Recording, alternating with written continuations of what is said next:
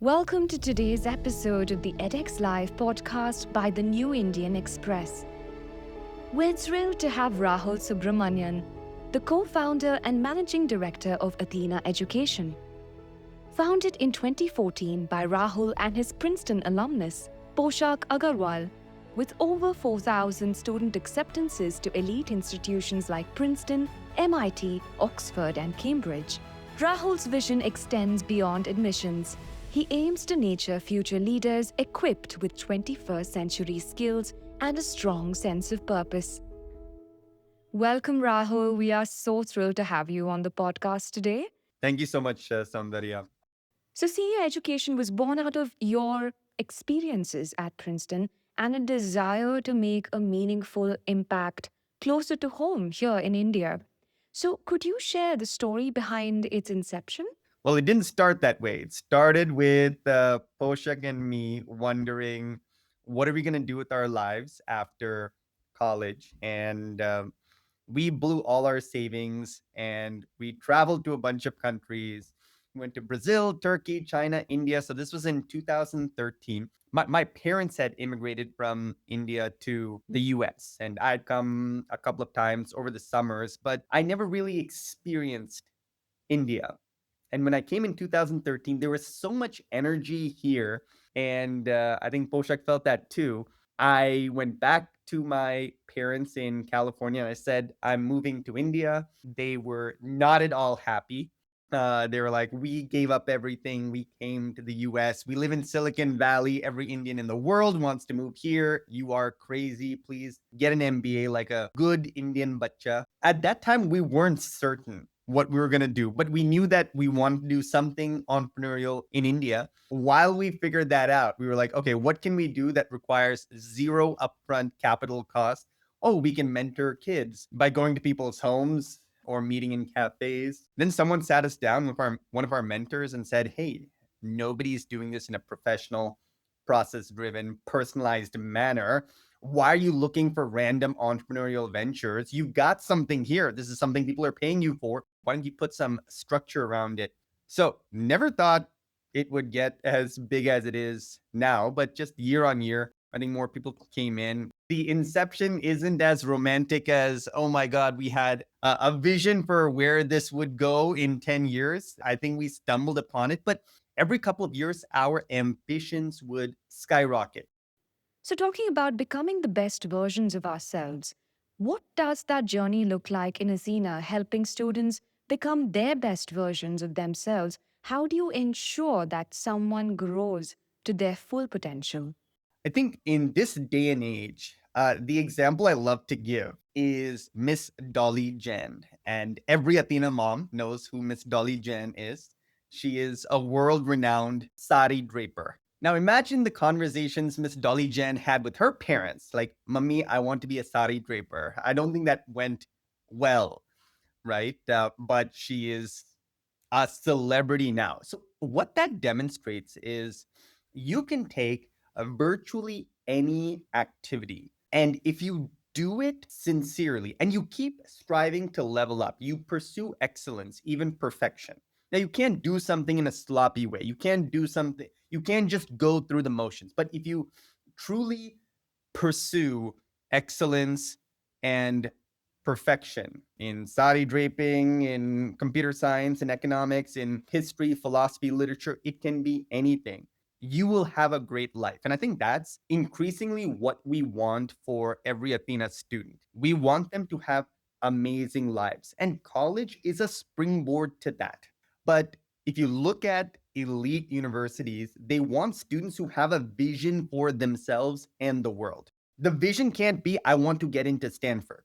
The vision must be, I want to reimagine wearable technology. I want to build wearable technology that is aesthetic, but also helps people monitor their health.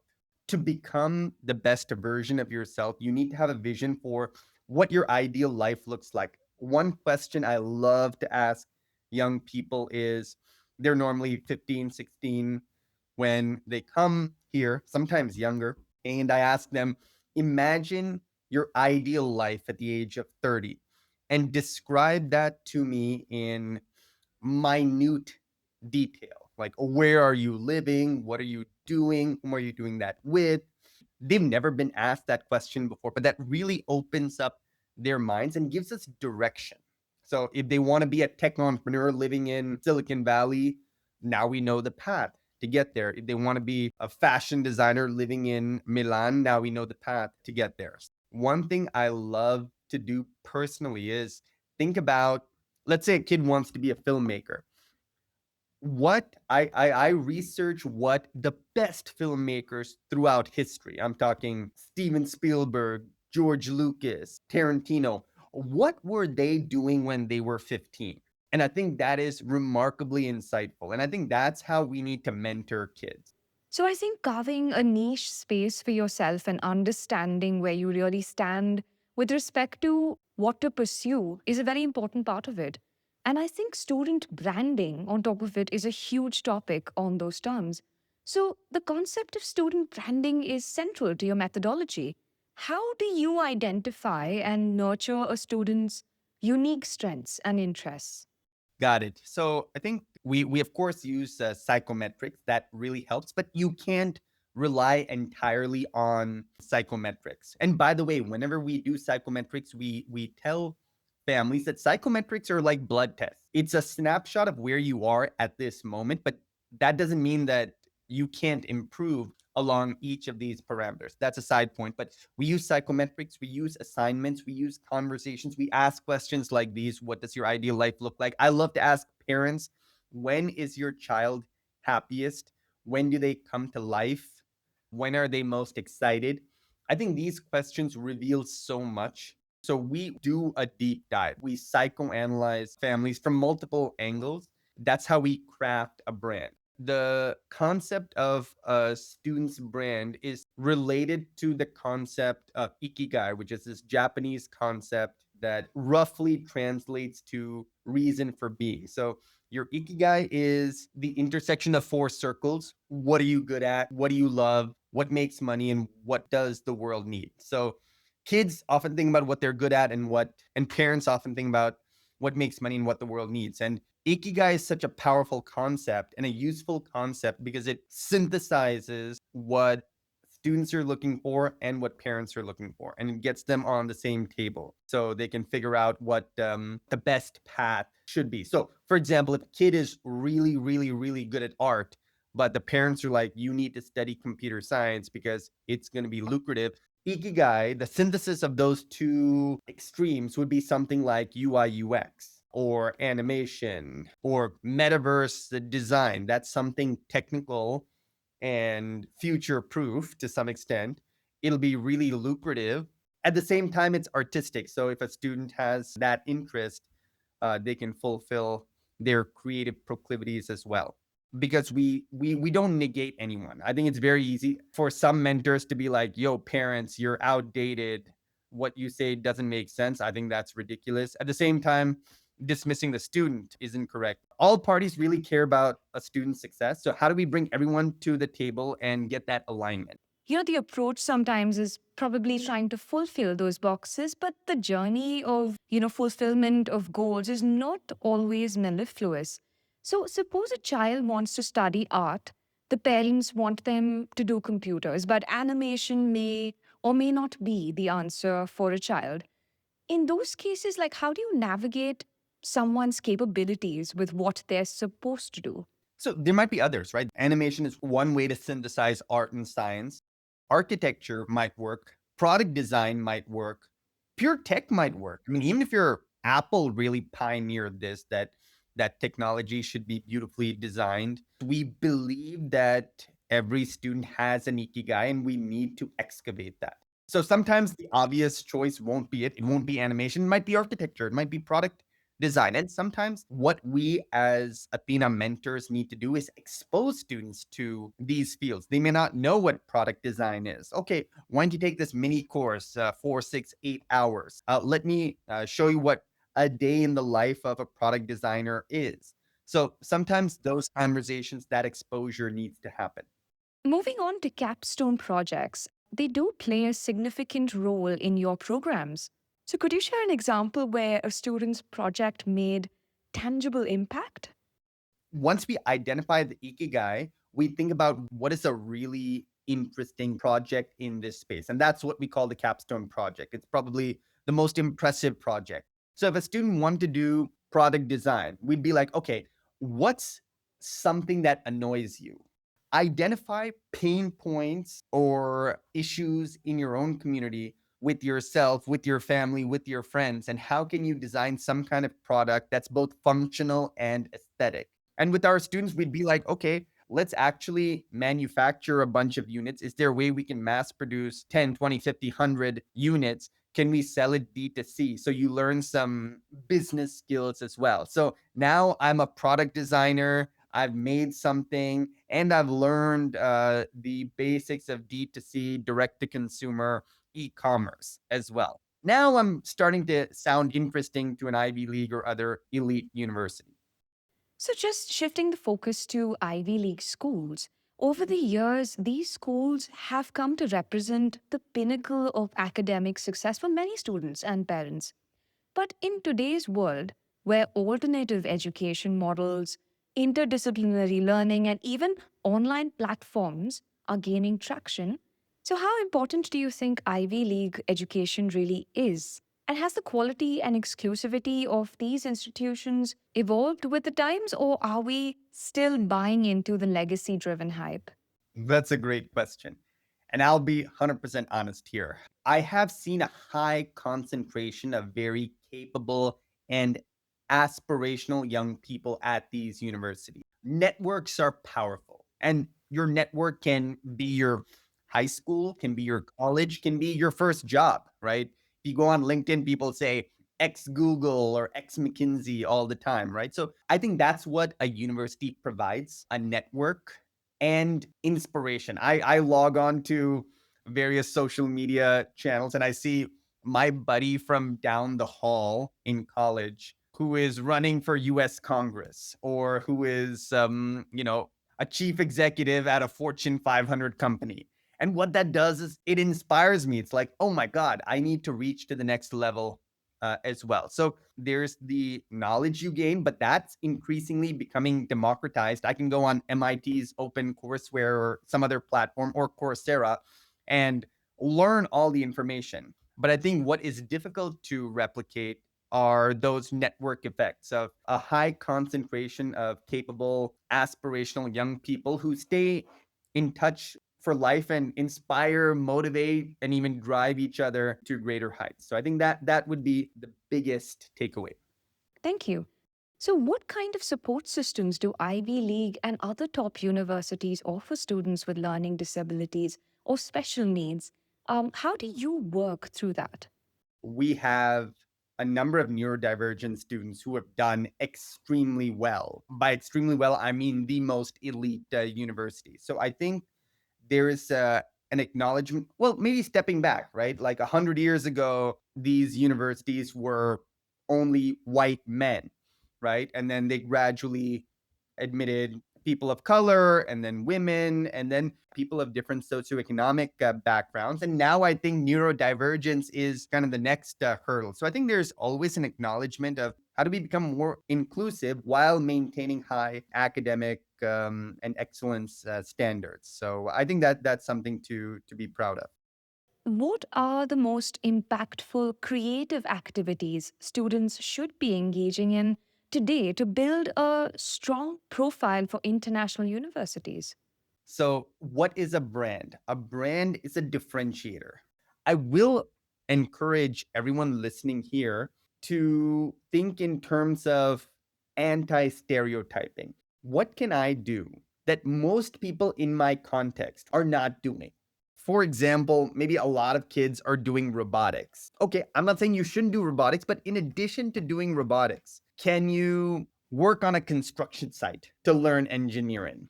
To learn business, a lot of kids are doing like case competitions. Okay, great. Can you work as a waiter or waitress at a restaurant? I'm telling you, you'll learn more business working as a waiter or waitress than you will at any case competition. And you hear about so many famous business people who started out when they were as teenagers selling newspapers door to door. I think That's such a transformative activity. So I think we need to go back to basics and really engage with the world. I think a lot of kids are spending a lot of time behind screens. I understand that the nature of education and communication is evolving, but at the same time, there's no substitute for getting out there and interacting with people and making things happen. So Certainly. And I think character building is a very important part of holistic development. And as we understand that we are coaching a human being that's going to be part of a future world, so beyond grades, what do top universities really look for in a student's application portfolio? yeah, they're looking for character. That can be leadership. That can be one quality I strive to cultivate in myself is anti-fragility. It's a beautiful term coined by Nassim Nicholas Taleb. Anti-fragility means after a shock, you come back stronger. You're not just robust, but you're anti-fragile. You know, I think that would be big. Empathetic leadership, anti-fragility, resilience, cultural rootedness. That's something we talk about. Universities want as much diversity as possible. So if you show that you're really rooted in not just Indian culture, but we had a student who built an app called Kannada Disco, right? And he used that to really strengthen his ties to Bangalore after moving back to India from the US. So appreciation for your culture while also being able to critique respectfully your culture is a plus. So these are some of the quote unquote softer human skills that really make a difference. So I know that it's your plan to expand to cities abroad. How do you plan to maintain Athena's personalized touch on a global scale? We've been inspired by other organizations that have maintained quality while scaling very sustainably and responsibly, and sometimes that means halting growth. I think we need to be rigorous about quality standards. I'm always looking to bring on board great mentors who've been doing this or who have diverse life experiences and who increasingly see this as a career. So that's what we need to do. We need to find amazing talent. We need to have really amazing systems internally that encourage collaboration, because I think what when students come to Athena, mentors are always in contact and conversation with the other mentors. So they're getting the benefit of so many minds on their case. So we need to keep sticking to these first principles as we gradually grow. So you do get children from very diverse backgrounds, coming from very different value systems and outlooks in the world. So you believe in making quality mentorship accessible to these students. How do you work towards being inclusive? I think we do what we can. We in the past have done a certain number of students pro bono. We're doing even more now, and we'll do still more in the future. Universities are attempting to become more inclusive, and of course, they want the toppers from Delhi, Mumbai, Bangalore, and other big cities. At the same time, they want students with very interesting life experience who may be refugees or have overcome other challenges that more traditional students have not. If anyone wants to reach out to me personally, I would love to hear your story. So this is something we're in a privileged position to have this ability. We really want to offer these opportunities to an increasing number of students. How early should students really start building their college profiles, and what are the key milestones that they should aim for, according to you? Great athletes. When did Roger Federer start playing tennis? I think when he was 5. Like from the age of 5 to 40, he did nothing else. So I'm not saying we should start college counseling at 5, but I do think we should start mentorship at 5. I think how do we expose kids to different activities, take their feedback, observe where their strengths lie, and very patiently encourage them. So I think that process can start early. I think thinking more strategically about college, that starts typically in ninth grade, for some students, even eighth or seventh. And as we move on towards, a AI-driven future where it is a very central part of so much that we do today on our day-to-day basis, how do you see the role of liberal arts and interdisciplinary learning evolving with the times? I think it's going to become even more important. We're speaking with a lot of AI specialists. And what is AI really good at? It's good at prescribed tasks. I know it's evolving year on year, but I feel like if you have the capacity to make connections between diverse academic disciplines, ranging from STEM to the social sciences to the humanities to the arts, and if you have wisdom, if you have judgment, if you have taste, if you have insight, that's something that will always be required. I would say study the liberal arts at the same time, know how to use technology, and then you should be good in the future. So, now shifting to something more on a global scale, amidst the rising geopolitical tensions and shifts in attitudes towards international students, particularly in the US, do you think it's a good time to study abroad? The US has been built on immigrants to a large extent from India as well. Indian Americans have made it into the upper echelons of so many industries and contributed so much to the fabric of American society. I think everyone recognizes that. So I think long term, this is going to be a far more globalized world. A lot of people are studying in the US and coming back to India and working at American companies or working at startups or starting their own companies or working for the government. The Indian government has various programs in which they send people to the US to see what's out there and then come back and bring those insights and bring best practices to benefit India. So I think that will continue and that should continue. So we're not too worried about that. Absolutely, that's a very good point. Now, how do you advise families to evaluate universities beyond the rankings and academic offerings? I mean, look at other data, I would say, like where are alumni going on to maybe some amazing graduate programs? They're getting, Rhodes scholarships and other recognition, the culture of the university, and so on. So, rankings are one variable, but definitely not all of it. So, one thing we do with all of our families is we have them fill out like a 15-page questionnaire on what's important to you, the culture of the university, proximity to a big city. Is it in a big city? Is it more rural? Which country? The strength of the program, and then based on all of that, we construct a college list that's appropriate for each student and their parents. And my final question to you, Rahul, is looking ahead, what are your aspirations for Athena Education in the next 5 to 10 years? What do you see changing and what do you see not changing?